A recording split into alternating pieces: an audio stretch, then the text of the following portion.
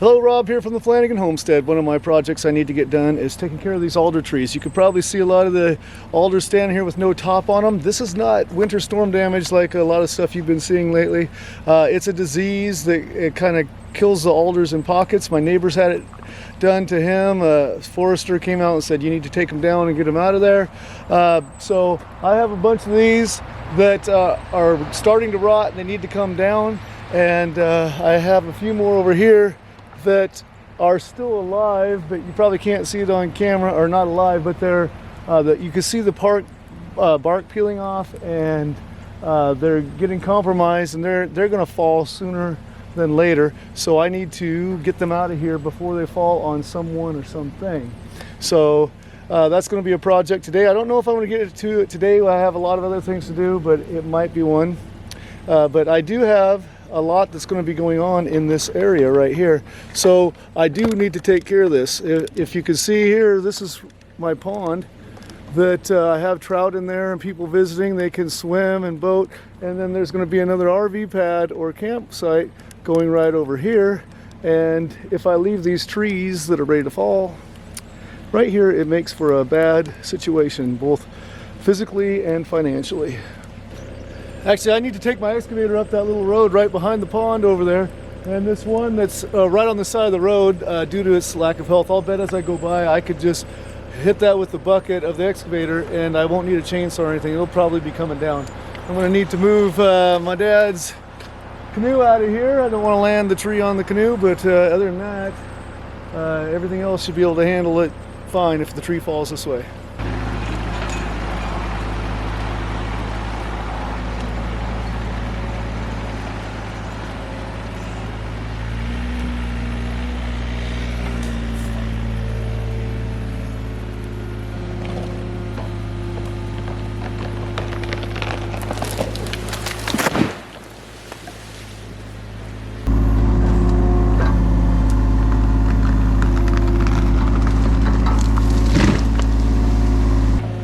You can see that the first tree I pushed down went with very little resistance because of the poor health it was in.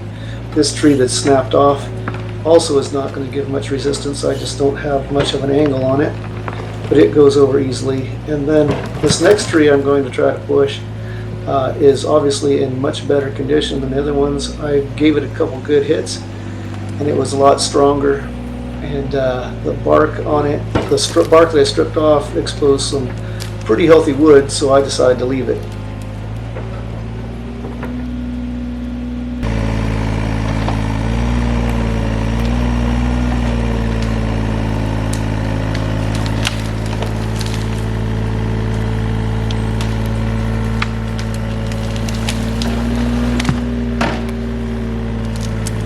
It would be significantly easier to grab these logs and pull them out if I had my digging bucket on and the teeth, but I'm just moving this one log today. I didn't want to change buckets just to grab this, so I'll just hook up a cable to it, yank it out of the pond, and then we'll get on to the rest of our project.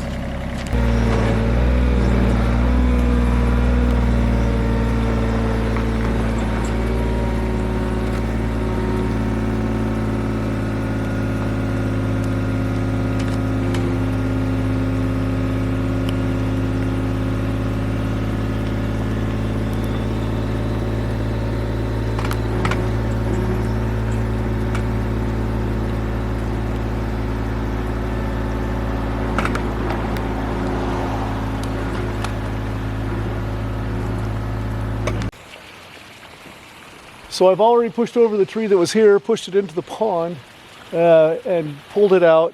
I still have all these trees up here that need to go. Actually, one or two of them might be healthy enough to stay. I'll look at that as I go. I'm going to have to cut these down with a chainsaw.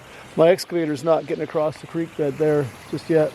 And then these trees over here that are broke off halfway through obviously have to come down, and they still have enough height that they could easily, hit this picnic area and what's going to be an RV pad, and affect people that were around the pond. So with the chainsaw, these are definitely going down, and probably all of these today. I'll just get them all down.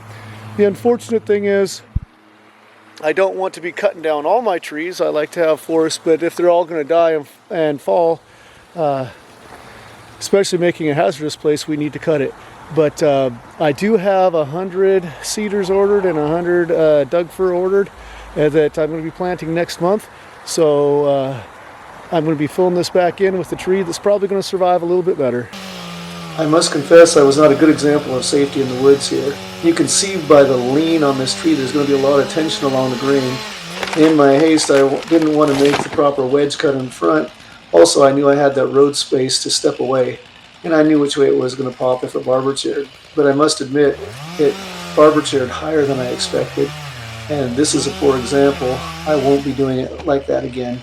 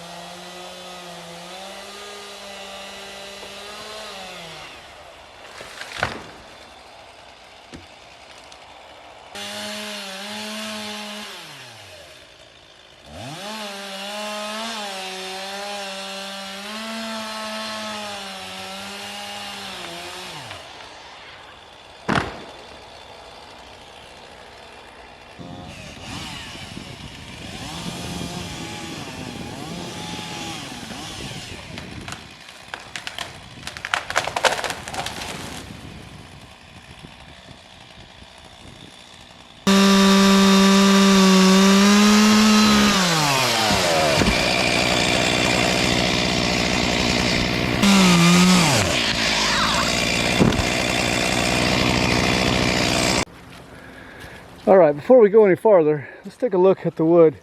This is from the tree that had already snapped off. You can tell it's really rotten.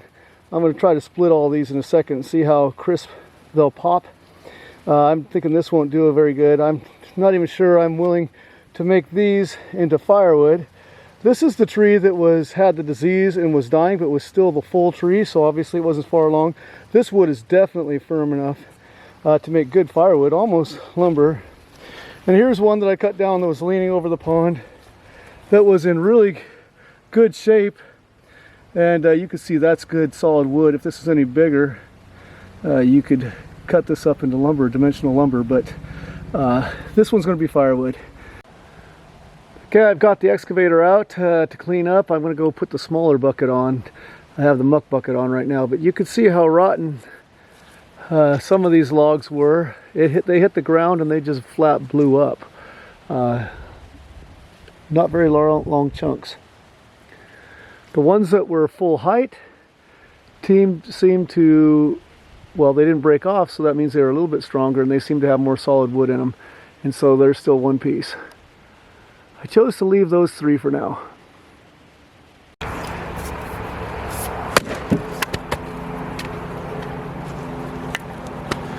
Yeah, a little bit rotten, but not really. Pretty solid wood right here.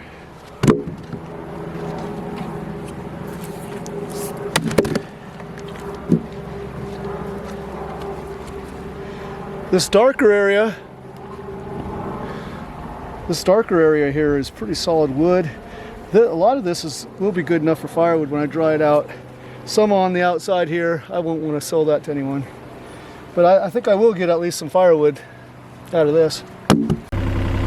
Can't quite reach this log that I fell into the pond with my excavator. I'm going to try to run up there. I've got a bunch of this pull tape that we used when we put the electrical conduit down and then pulled the main power in. This is supposed to be able to hold a couple pounds pressure. This is a lot lighter than a cable to run around. I'm going to simply run up the bank, tie this around the tree, bring it back to the bucket of my excavator, and then hopefully give it a tug. It's downhill and it's not a big tree. This should be plenty strong enough to pull that out.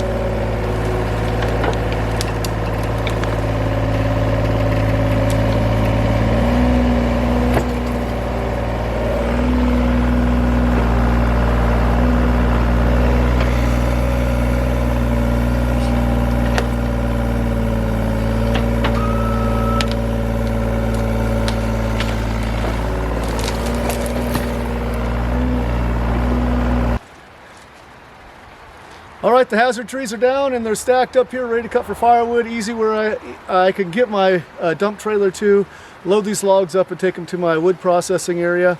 Not a bad day's work. My day is not done. You can see the sun's getting a little bit low because I got the sun on the side of my face here, but I still got a couple hours. I'm going to go up the trail, clear some trails up there with the excavator, and clean out some of the debris that's in the pond behind the camera there. And other than that, it was a good day. Thanks for joining me on the Flanagan Homestead, where Christmas trees are my business, teaching cleaning horticulture is my job, and outdoor projects are my passion. Hope to see you again soon. Be blessed, everyone.